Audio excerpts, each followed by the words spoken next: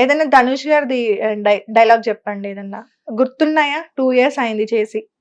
అవునే గుర్తున్నాయి మేడం. ఒక 2 చెప్పండి. తమ్ముల్ బేబీ, నీ పేరు ముందు నన్ను ఇంటి పేరు తీసేస్తే నీకంటూ ఏ గుర్తింపు ఉండదు.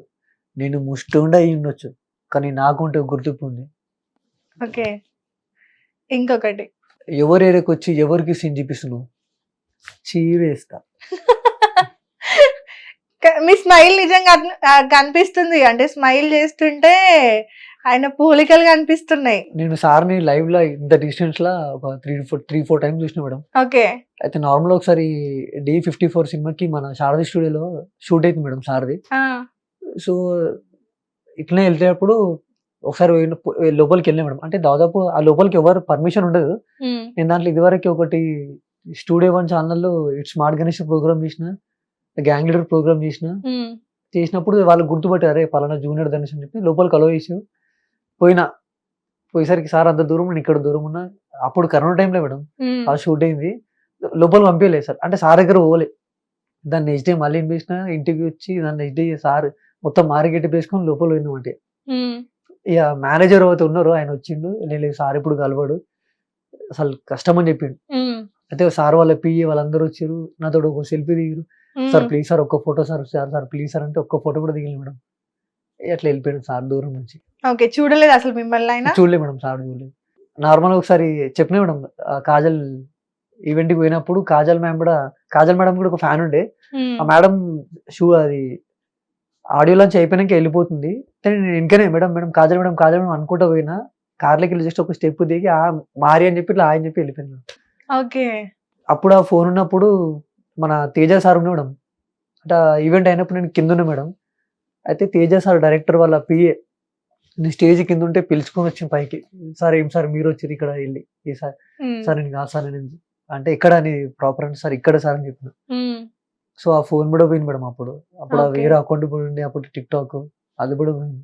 బ్యాడ్ లక్ మొత్తం మీ చుట్టే నడుస్తుంది.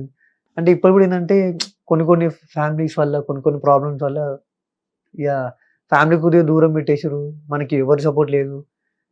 ఇప్పుడు కొంతమందికి ఫ్యామిలీ సపోర్ట్ ఉంటుంది, అక్కలు కానీ బావలు కానీ అందరు ఉంటారు. ఇప్పుడు నేనంతే ఒక ఒంటరి వారం అయిపోయినా మేడం, ఎవరు సపోర్ట్ లేదు. అప్పుడు అమ్మ నాన్న దగ్గర అంటే కొన్ని గొడవలు అయిన వల్ల దూరం పెట్టేసి అంటే 2-3 సార్లు నాకు అనిపించింది సూసైడ్ చేసుకుందాం అనిపించింది. సూసైడ్ దేనికి కూడా సొల్యూషన్ కాదు కదా బ్రో.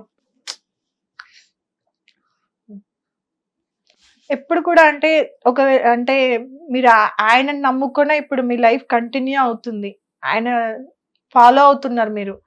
అలాంటిది ఎప్పుడైనా ధనుష్ గారిని అప్రోచ్ అవ్వడం ట్రై చేశారా? చేయలేదు మేడం. పాసిబుల్ అవ్వదా అది అసలు? అంటే ఒక అన్న ఉండే అక్కడ తమిళనాడు ఉండే మద్రాస్ లో, ఒకసారి మెసేజ్ పెట్టాడు, బ్రో ఒకసారి రా బ్రో నీకు నీ లైఫ్ సెట్ అయిపోతుంది చెప్పాడు. వెళ్ళలే మేడం. అప్పుడు మా నాన్న వద్దు అని చెప్పాడు. అసలు నాకు ఎవరు సపోర్ట్ కూడా లేదు మేడం ఇంట్లో. అరే నువ్వు ఇట్లా అవుతావు. ఈ ఇంటర్వ్యూ ద్వారా ఏం కోరుతున్నారు మీరు ఇప్పుడు? మీకు ఏం కావాలి? ప్రెసెంట్ అమౌంట్ కావాలా, లేదంటే ఆపర్చునిటీస్ కావాలా? ఫస్ట్ అయితే నా హెల్త్ కరెక్ట్ ఉంది అనుకో మేడం, డెఫినెట్లీ ముందుకు వెళ్తే మేడం. నాకు ఆ టాలెంట్ ఉంది. మా నాన్న కూడా చెప్పిన ఇదివరకు, డాడీ నాకు ఏమొద్దు డాడీ నువ్వు జాబ్ అంటే, మా డాడీ గవర్నమెంట్ ఎంప్లాయ్ మేడం. కొన్ని కారణాల వల్ల డాడీ సస్పెండ్ చేశాడు. సో ఇప్పుడు కూడా జాబ్ లేదనమాట. మా నాన్నకి చెప్పిన, నాకేమొద్దు డాడీ, నాకు అసలు ఏ రూపాయి వద్దు, నాకు నువ్వు జాబ్ ఎక్కే వద్దరికి నేను నీ దగ్గర ఉంటా అని చెప్పిన. మా నాన్న కూడా వద్దు, నేను చూసుకో, నువ్వు వెళ్ళిపో. ఇప్పుడు కూడా మా మమ్మీ మా డాడీ నాతో మాట్లాడతాను మేడం ఇప్పుడు కూడా. అంటే ఒక్కసారి ఇప్పుడు మీకు ఎంతవరకు ఖర్చు అవుతుంది మొత్తం? మీకు ఎంత సహాయం కావాలి? అంటే నేను ఫైనాన్షియల్ అయితే చాలా ప్రాబ్లం ఉంది మేడం. ఓకే. అదైతే ఆ బాధలు అయితే అసలుకి కాదు, రియల్ మేడం. అంటే ఈ ఇంటర్వ్యూకి వచ్చినప్పుడు చాలా మంది అంటే, అరే ఎందుకురా అవసరమా, నీ ఇంటర్వ్యూ ఎంతో మంది చూస్తుంటారు, మీ ఫ్యామిలీ మీ ఫ్రెండ్స్ మీ అత్త వాళ్ళ ఫ్యామిలీకి ఎందుకు అవసరమా అని ఇజ్జత్ పోతా అంటే, ఇజ్జత్ ఏముందిరా భయ్. ఇప్పుడు నీ దగ్గరకు వచ్చిన హెల్ప్ కోసం నువ్వు చేసినావా? చేయలేదు. నేను ఒక చిన్న కామన్ పర్సన్ని మంచి సెలబ్రిటీలే అప్ అండ్ డౌన్ అవుతుంటారు. నాకు చాలా నేనెంత అని చెప్పిన మేడం. మా నాన్న కూడా చెప్పిన, డాడీ నేను ఒక రేంజ్లో తీసుకుపోతా, ఒకప్పుడు మనని చిన్న చూపు చూస్తున్నాడు, నేను డెఫినెట్గా తెలుసు కూడా మా నాన్నకి. నా దాంట్లో చాలా టాలెంట్ ఉంది మేడం. నాకేంటంటే ఇట్లా అయిపోవడం వల్ల నేను నైట్ పడుకున్నప్పుడు నాకు నిద్ర కూడా రాదు మేడం. మా పాపతో చేసి ఆడుకొని అప్పుడు పడుకుంటా. ఓకే. చాలా మంది ఏంటంటే చిన్న చూపు చూస్తారు మేడం. వీడేందిరా, నాకు ఇప్పటికీ ఒక్క బ్యాడ్ హ్యాబిట్ లేదు మేడం. ప్రెజెంట్ ఇప్పటికి ఇట్లా ఉన్నా అంటే ఆ శివుడే. ఎవ్వరు మొక్క మేడం, ఆ శివుడే. నా పేరు ఈశ్వర్ కాబట్టి శివుడిని మొక్కుకుంటా. ఆయన ఉన్నాడని నిజంగా మేడం చెప్తున్నా మేడం. నాకు ఒక నెలలో ఒక 3, 4 టైమ్స్ నా కళ్ళలో కనబడతాడు. హ్మ్. మీరు నిజం అనుకుంటారు, అబద్ధం అనుకుంటారు కానీ నిజంగా చెప్తాను మేడం. అంటే నేను పెద్ద పూజలు బిట్ట ఏం చేయను మేడం నేను. నార్మల్ నాకు టైం ఉన్నప్పుడు పోయి శివానికి నీళ్ళు పోస్తా. కానీ 24/7 ఎప్పుడు శివుడు తలుచుకుంటూనే ఉంటా. నా వెంటనే ఉంటాడు మేడం. నాకు మంచి మంచి యాక్సిడెంట్ అయ్యేటి ఇట్లా తప్పించి నేను. హ్మ్. ఇప్పుడు కూడా ఏంటంటే మా నాన్నకి చెప్పిన. నాకేంటంటే కొంతమంది ఎట్లా చెప్పాలి మేడం, అది చేస్తా, ఇది చేస్తా అని చెప్తుంటారు కానీ నిజంగా చెప్తున్నా మేడం. నాకు ఒక మంచి ఆపర్చునిటీ వస్తే మాత్రం డెఫినెట్‌గా ఇప్పుడు ఇప్పుడు నాకున్న ప్రాబ్లమ్ చాలా మందికి ఉండొచ్చు మేడం. ఇప్పుడు నాకు కూడా చాలా మంది మెసేజ్ పెడుతుంటారు. బ్రో ఇట్లా నాకు హెల్ప్ చేయి, హెల్ప్ చేయి అని చెప్పి. నార్మల్‌గా ఒకప్పుడు 1000, 2000 చాలా మంది చేసిన మేడం నేను అట్లా. ఇప్పుడు కూడా పెడుతుంటారు కానీ బ్రో లేదు బ్రో ఇట్లా నా ప్రాబ్లమ్ ఇప్పుడు కూడా నా అకౌంట్ మొత్తం మైనస్ మేడం నేను. ఓకే. సో, ఇప్పుడు మీకు ఒక ₹1,00,000 వరకి ఖర్చవుతుందా? అన్నిటికి టెస్ట్‌లకి, టాబ్లెట్స్‌కి వాటన్నింటికి గూడా? హ్మ్. అంతగనం అవుతుంది మేడం. ఒక ₹1,00,000 వరకు అవుతుంది. ఓకే. ఈ ఇంటర్వ్యూ చూస్తున్న ఎంతో కొంతమంది అయితే మీకు సహాయం చేయాలనుకుంటున్నాను. ఒకసారి మీరే డైరెక్ట్‌గా మీ సిట్యుయేషన్‌ని కెమెరా చూస్తూ ఎక్స్‌ప్లెయిన్ చేయండి. మనం ఇప్పటివరకు ఎంతో మందికి ఎన్నో వేస్ట్ ఖర్చు పెడుతుంటాం. ఎంతో మంది ఇప్పుడు నేను చెప్పినట్టు ఇన్‌స్టాగ్రామ్‌లో చాలా మంది ఉంటారు కదా! అంటే అది ఫేకో రియలో నాకైతే తెలవదు.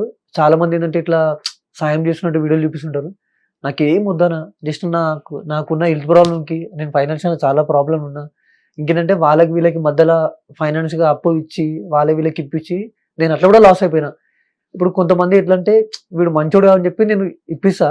వాళ్ళు ఏం చేస్తారు కొద్ది రోజులు మంచిగా ఉండి మనతోటి డబ్బులు కట్టి జరిగిపోతారు. ఆ మిగతా బ్యాలెన్స్ మొత్తం నా పైన పడి ఇప్పుడు నేను ఈఎంఐలకి చాలా బాధపడుతున్నా. ఇంటి దగ్గరకొచ్చి ఈఎంఐలు, ఏజెంట్‌లు అట్లా సఫర్ అయితున్నా.